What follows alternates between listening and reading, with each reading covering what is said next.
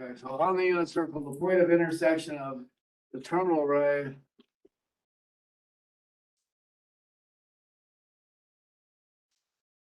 of an angle in standard position, theta,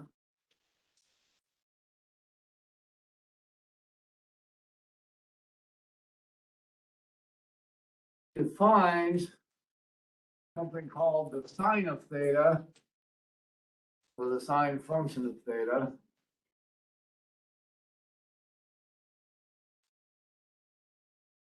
And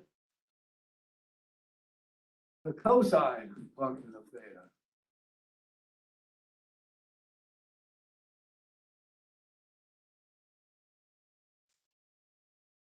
theta. By letting the x-coordinate of the intersection be the cosine of theta, the y-coordinate of the intersection be the sine of theta.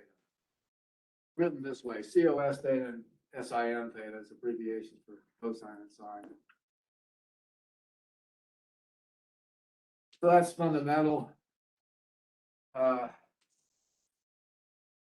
Picture really says this better than the words. What does BV stand for? I'm sorry. BV, above cosine. It says the cosine function of theta. Oh, pi, Oh, yeah, pi. I accidentally raised part of my y there. So here's an angle theta, I'll put in standard position. And if it's a unit circle, radius 1. X-axis and 1 on the y-axis and -1 here. This point where the terminal ray intersects the unit circle, we'll say the coordinates here. The first one is cosine theta, that's x. The second one is sine theta, that's y.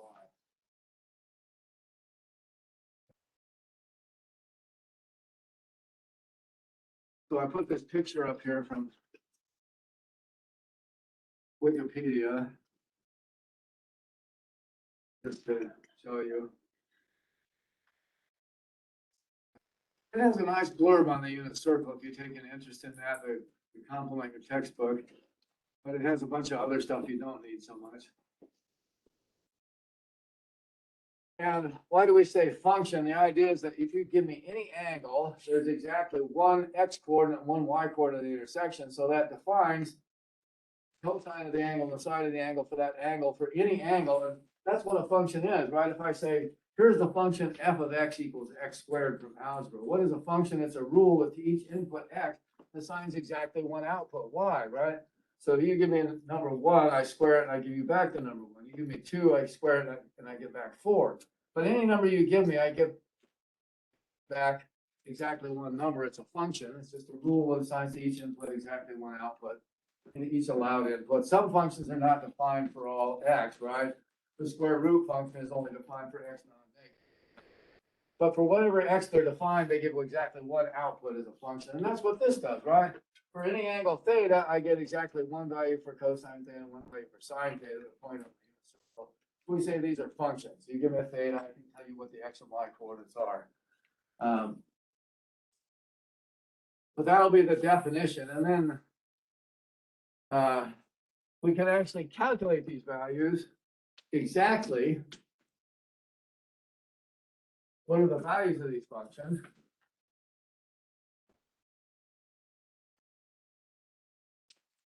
For any special angle.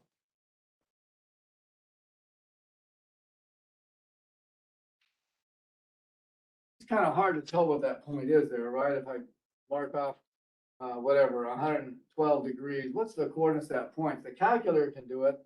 To do it exactly by hand, I need a special angle. And we do it using these special triangles at this point. Our special angle is a mole of 30 or 45 degrees.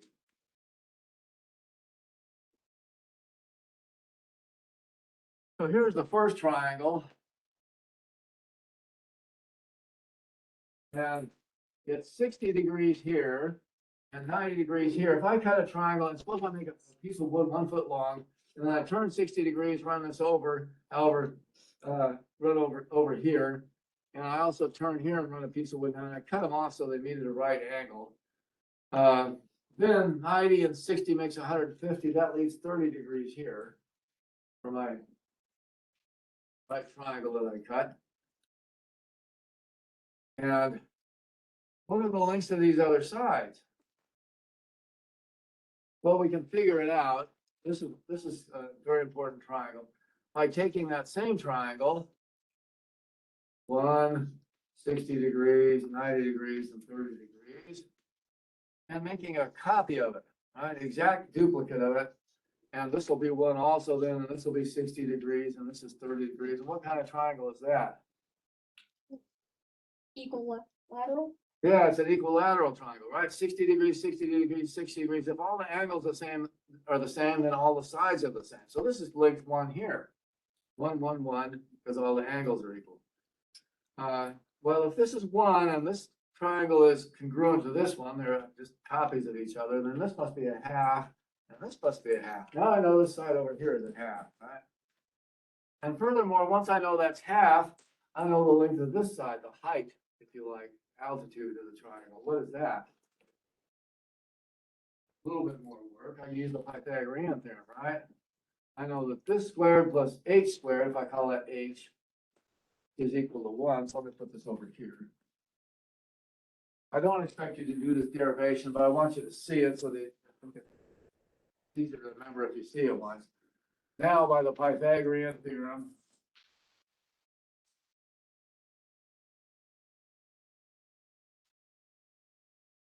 we know that solve for h, right? We can say h is the square root of the hypotenuse squared minus the leg squared.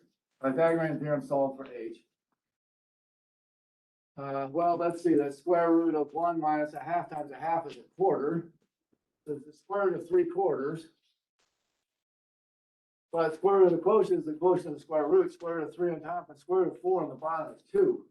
So there's the height of the triangle. It must be square root of 3 over 2 here. So I'll put this on down here. Now I know the whole triangle, all 3 sides and all 3 angles. This is called a 30, 60, 90 right triangle, or just 30, 60, 90 triangle. And we need that all semester a lot, so you have to memorize it.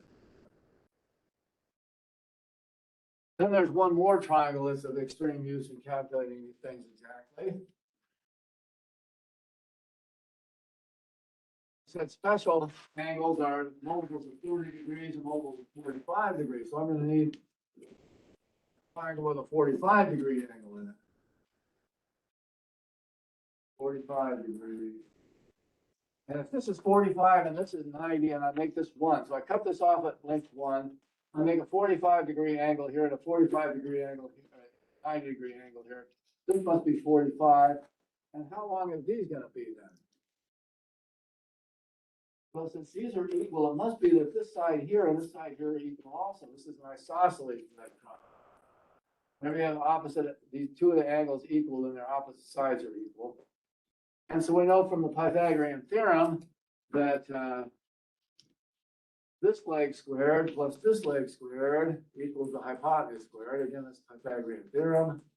And I can figure out what a is from that, because after all, this is 2a squared equals 1 squared is 1. Divide by 2 and get a squared is a half. And a must be then the square root of a half, or square root of 1 is 1 over square root. And then your algebra teacher will consider that a faux pas, right? You don't put they say you don't leave radicals in the bottom. You actually can. In higher mathematics, we often leave them like this. I'll say this is okay for this class because it's easier to write. But in order to compare these expressions that have radicals, so there's roots in them, you multiply this top and bottom by square root 2. And that gets rid of the square root 2 on the bottom because square root 2 is 2. And so you can also write this as square root 2 over 2, and textbooks normally put it like this instead of like this. This one is the officially rationalized quotient. You have the radicals, the square roots out of the denominator. This is the one that's easier to write, and I'll take either one on the test. Okay? what happens is when you want to compare these, see if they're equal, it's hard to tell those are equal, right? But if you rationalize all the expressions, then you look at them, if they look the same, then they're equal. Once they're simplified and rationalized, they'll only be equal if they look equal. Where here it's hard to tell. So, you can put it either way for the test here. Higher mathematics, we often write that, but textbook always writes this. So now, apparently, we can scratch out A and say this is the triangle with side square root 2 over 2, about 0.7 roughly. Square root 2 over 2 and 1. If you want to memorize this one, it's called a 45, 45, 90 triangle. And what did you call that? Ever the name for it? Yeah, this one's just called a 45 degree, 45 degree, 90 degree triangle. It's actually also an isosceles right triangle. This is a special, isosceles means two sides equal. And so there's an infinite number of isosceles right triangles, but we want the particular one that also has hypotenuse 1. Like if you double everything, this will be 2 square root 2 and square root 2. Right? This is also an isosceles right triangle. We'll call this one. This is the one that fits in the unit circle.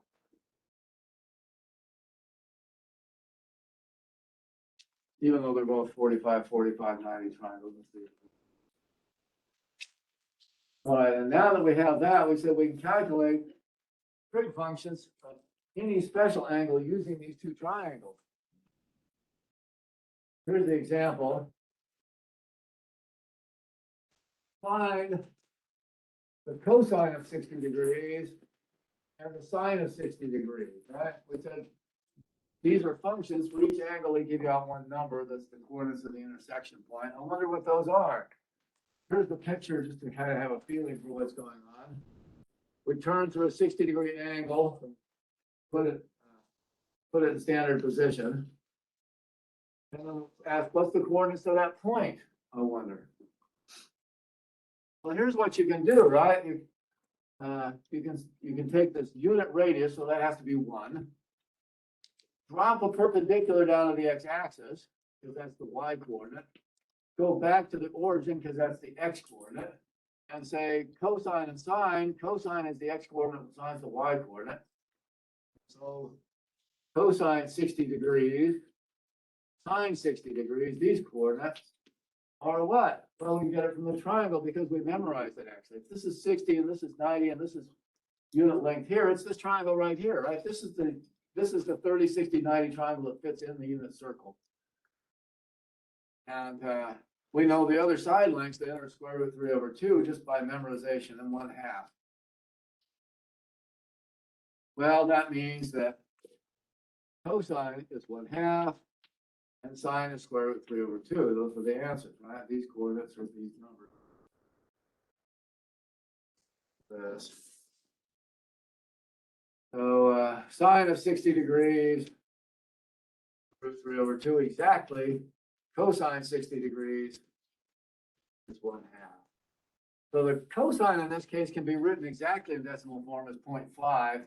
But maybe something you remember from algebra is whenever you have a square root that doesn't come out of a whole number, that doesn't come out again to be a whole number, what do you know about it? Remember what kind of number you call a square root of a whole number that? Imaginary number? Not imaginary, a big square root of a negative. Irrational? Yeah, irrational. Irrational means it can't be written as a fraction, as a ratio. And those then go on forever without a repeating pattern. So if you were to write down this as many digits as you wanted, you would never find a repeating pattern. So wherever you round this, it's going to be an approximation. Right here, 0.5, it has a repeating zeros afterwards because it's ratio of whole numbers. The ratio of whole numbers, fractions always have a repeating pattern, but here you can't do that. So if I say find an exact answer, I want you to write square root 3 over 2, not a decimal. And again, if I say round it, then you round it to so many digits. But here's it. So square root 3 is irrational, therefore square root 3 over 2 is also irrational, it turns out. And so, but this is the exact answers. Whenever it says exact answers, leave the square roots in there. There's always going to be this, we're looking at one, it's always going to be one Because I mean, obviously, like if you change the one, it would change the half and the. Yeah. Yeah, so you can, there can be other 30, 60, 90 triangles, like if you double each of these. Some people like to memorize this triangle instead. Double each of these are 1, square root of 3, and 2, and then it's maybe a little easier to memorize. But then this one doesn't fit in the unit circles in trouble, so, well, you can memorize this one, and this is useful too, or you can do 2, 2 square root of 3, and 4. This is the one that fits in the unit circle that we'll use all the time. This becomes the radius of the circle. All right, so that's one example. Right. Anytime we're talking about the degree angle, so like a 60 degrees, it's always gonna be referring to that center point. Is that right? That Yeah, it's always a central angle, yeah. central angle. Yeah, so the angle is taken from the origin. Thank you. Now, in this, what we've done, we've constructed a triangle to figure out what X and Y are. We call this the reference triangle.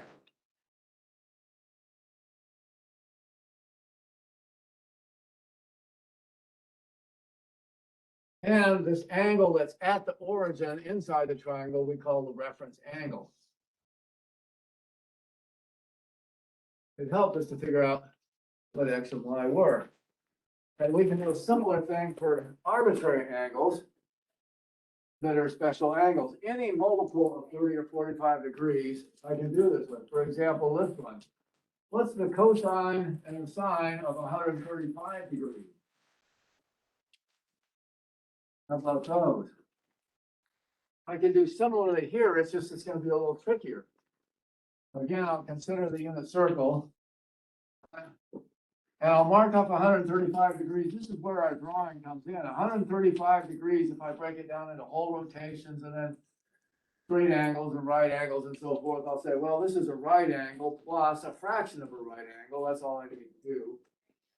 And so I can sketch it by turning a right angle to the next axis and then half of a right angle, splitting this quadrant in half here.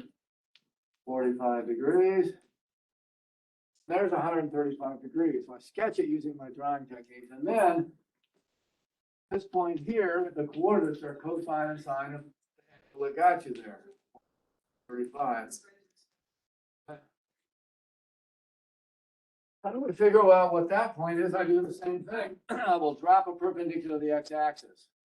This is convention. You can drop it to the y-axis and still figure this, but if you drop it to the y-axis, people have trouble reading your diagram. Conventions always drop it here. Kind of like conventions speak forward. If I speak backwards, you may understand what it is, but everybody else won't understand. So you drop the perpendicular to the x-axis, and then you take the radius of the circle out to that point of intersection. The perpendicular you drop, and then the line segment back to the origin. You call this the reference triangle. And the angle at the origin inside the triangle, we say is the reference angle. Some of the problems ask you for the reference angle, not for the sine or cosine. So I want to. Okay. Now, what are the cosine and sine? They're the coordinates here. So I figure out this triangle first time. Notice it's a special triangle, right? If this is 45 degrees and this is a right angle, 90 degrees, the reference angle must be 90 less 45, right? This angle, subtract that one, is 45 degrees itself. Now, once I know this is 45 and this is 90, then this one must be 45, so they add up to 180. So this is a 45 degree, 90 triangle, our special triangle. I just erased, didn't I? So, so it's a 45, 45, 90 triangle that has unit length here because it came in the unit circle. So it's this one. 1 square root 2 over 2, square root 2 over 2. That looks like that. So I know actually that, and what I'll do is I'll draw the lengths of the sides here, square root 2 over 2, square root 2 over 2. But then the coordinates can be different because they can be negative, right? So I went left square root 2 over 2. We'll say the x coordinate is minus square root 2 over 2. When I went up, that's a positive y coordinate plus square root 2 over 2. the cosine and sine of this angle are these two numbers, and I infer, three dots being therefore, that cosine of 135 degrees is minus square root 2 over 2, a negative number. But the sine of 135 degrees is plus square root 2 over 2, the y coordinate. So those are the values of the sine and cosine functions of 135 degrees, exactly. And again, you leave it like that for exact answers, since square root 2 is irrational. All right, if I ask you to write 1/3, you could say the decimal form is 0.333 repeating, also written like this, 0.3 and put a bar over the top if it repeats that digit. So you can write those exactly in the sense of repeating digits, but you can't do that with these irrational numbers. So there's the exact answers. And then the reference angle, if they ask you that, is this angle here, 45 degrees.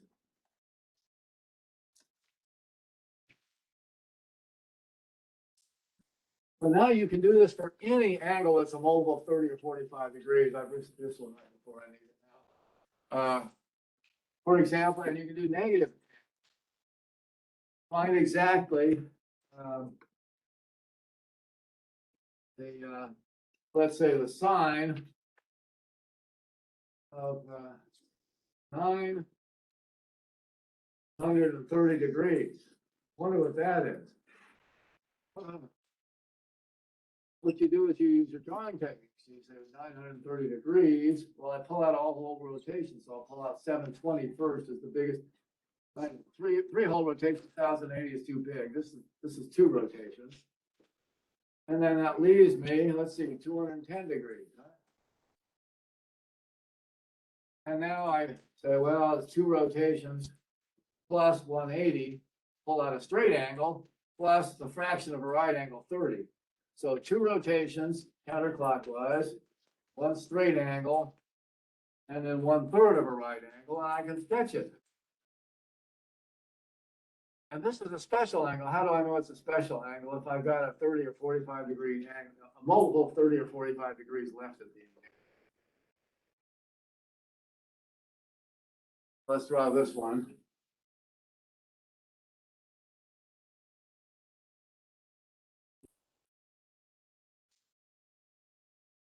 I'll go two rotations. There's the 720. A straight angle, there's the 180. 30 degrees more. Puts me on the unit circle. 1/3 of the way through quadrant 3. So there's my intersection point. Now I do the same thing as before. I take the radius out to the intersection point, drop the perpendicular to the x-axis, even if it goes up. Right, it goes to the x-axis. And then I close the triangle along the x-axis. And here's my reference triangle. And I observe immediately this angle in here, 30 degrees, is the reference angle. Since it's 30 or 45 degrees, when I start with a special angle, I can figure this triangle, right? I know from the memorized one that this must be a half. This is 1 because it's a unit circle. So this must be a half and this must be square root 3 over 2. Now I know the coordinates of the point, right? I went square root 3 over 2 left, so the x coordinate is minus square root 3 over 2. I went 1/2 down, the y coordinate is minus a half. And we infer that the first coordinate, cosine, that whatever angle got you there, must be minus square root 3 over 2. Second coordinate, sine of that angle, must be minus a half. So there's the exact value for sine and cosine of 930 degrees. And you start to observe that you can get these exactly for any special angle, because you always wind up with a special triangle like this. Unless, of course, you land up between the quadrants. So let's do one more here. What is the cosine of 270 degrees? If I figure that out, 270 is a straight angle plus a right angle, or you could say it's 360 minus a right angle. Right? Here's a straight angle, 180. Here's a right angle, 90. And so the terminal ray is actually down the negative y-axis for this one, right? There's 270 degrees. And if I put that on the unit circle, I don't, and I drop a perpendicular, I don't actually get a triangle at all, right? But what do I do in this case if I get what's called a quadrantal angle? The angle comes out along an axis between the quadrants. Could be zero. Yeah, you just look at it, you can tell what the thing is, right? It goes down the y-axis, so the x-coordinate is 0. It goes down 1 unit long, so the y-coordinate must be -1. And so that must be the cosine of 270 degrees, followed by the sine of 270 degrees. And you don't even need the triangle now. So any special angle works. You either get a quadrantal angle, or you can just look at it and tell what the coordinates are, or you get a special triangle and you can figure it out. Here, cosine 270 degrees is 0, but the sine of 270 degrees is -1. And there's other properties you notice. For instance, the sine and cosine are always numbered between 0 and 1 because between -1 and 1, because here's all coordinates with x and y between plus and -1, and the unit circle's inside there. So the smallest you can get the cosine is the x coordinate -1. The biggest is 1. Same thing with sine. You can't get plus and -1.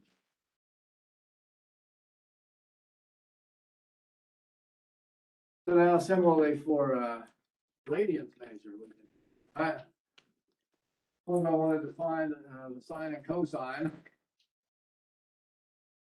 of -5 pi over 4.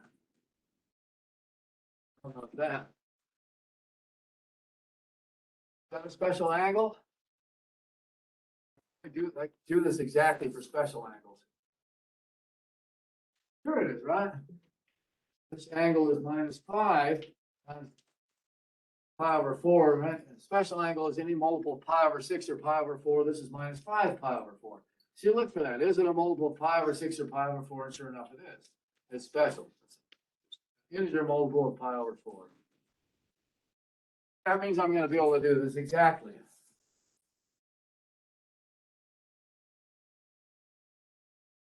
I have to draw the angle clockwise since it's negative. So I'll say -5 pi over 4, again by the drawing technique, is, well, there's no whole rotations because that would be 2 pi or 8 pi over 4. But I can pull out a straight angle, pi, right? Pi is a straight angle. So -pi over 4, right? Let's write it like this way. -4 pi over 4 minus pi over 4 is -5 pi over 4, right? You add or subtract the numerators over the common denominator. But -4 pi over 4 is -pi. And so this is a straight angle clockwise.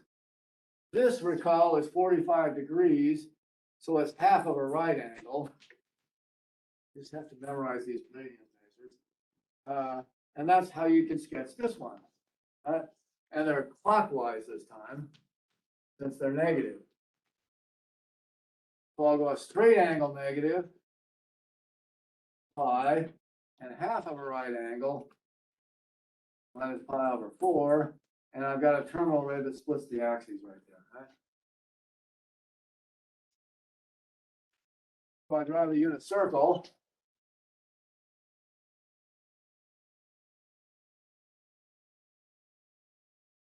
And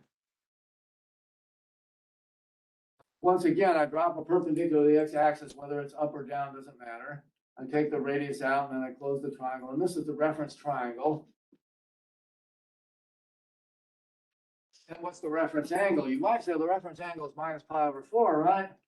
No, in triangles, every angle, you don't need angles bigger than 90, bigger than 180. All angles are less than 180 degrees. So you don't need to do negatives.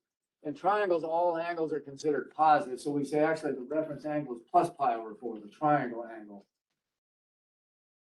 Regardless of which way we were turning to get there. And whatever this angle is, considering triangle angles is positive is the reference angle. And now we know what this triangle is, right? Because it's a unit circle, this has to be 1. Because the reference angle is pi over 4. And this is a right angle, what's the last angle?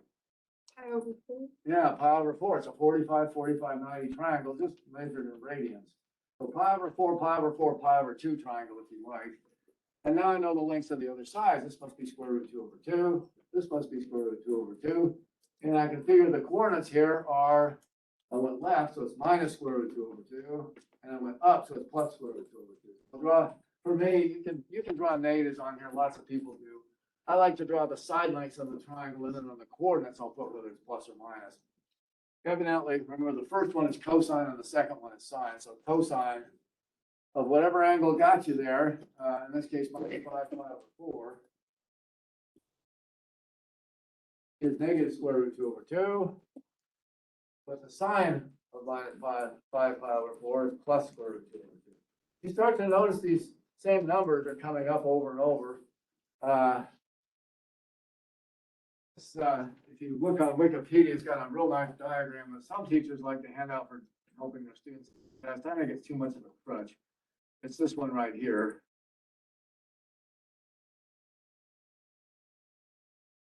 Let's see if I can move the camera over.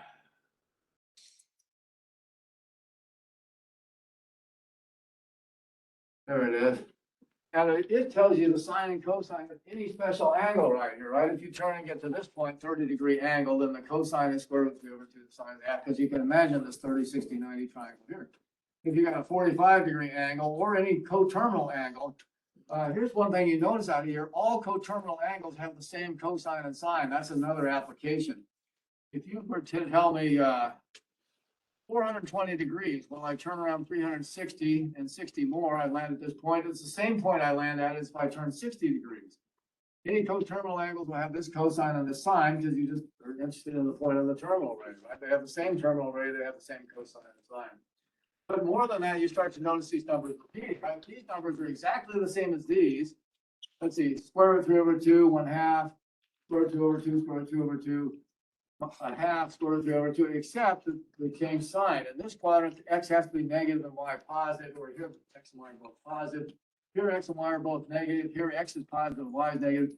It's the same numbers all the way around, just with plus or minus according to what quadrant you're in. Sometimes realizing that makes these things a whole lot easier. You know, I want to calculate the cosine of whatever. Let's say 450 degrees. Well, here's 360 and another 90, and I just go, oh, the cosine is 0, right? And you can imagine this picture in your mind. And like I say, all the numbers are just these pairs rearranged differently. And in fact, this one here is the 30, 60, 90 triangle turned like this, and so the x is a half and y is square root 3 over 2. Here's the 30, 60, 90 triangle turned like this. X is square root 3 over 2, and y is a half. So there's even more symmetry. So this will really help you in having that sort of visualization in your mind, even though I won't hand it out. Help you with the test. Any comments or questions on that you want to hazard at this point? That won't finish the section, but if you want to start the second section on the unit circle, that will actually help you with quite a lot of trouble. I guess it's a good topic. Next time.